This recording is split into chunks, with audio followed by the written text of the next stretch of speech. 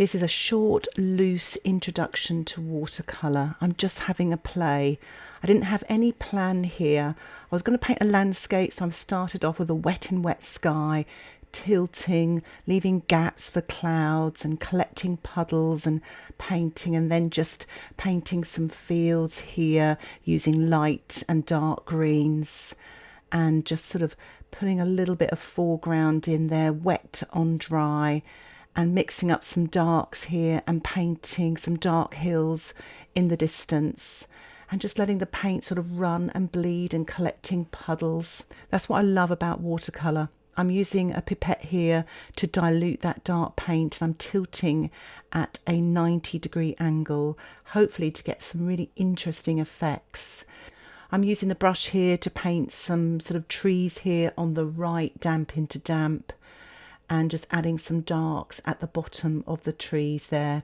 I love using unusual tools, so I'm using a twig from the garden here to create thin lines and details in the trees, and kind of like almost like a reflection.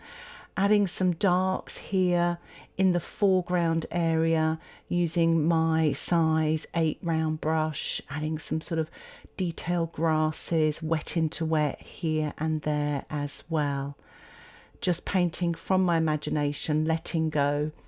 Just got a little bit of dark here in the foreground. It's quite thick paint, and the reason why it's quite thick is because I'm going to use a plastic card technique, and it's just a store card cut up, and I'm just going to swipe it to create the look of rocks.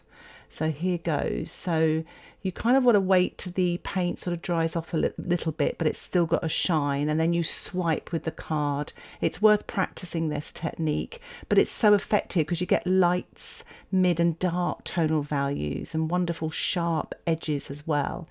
I use the card to print with, as what I'm doing here, just with paint from the tube to create darks and details, but also to sort of scratch into the paint here to create detailed grasses. I'm also spattering with some yellow here, wet into wet, and some dark Paynes grey here, almost wet on dry in the foreground. And it's great because it stops me from overworking my watercolours, but it also creates detail and texture.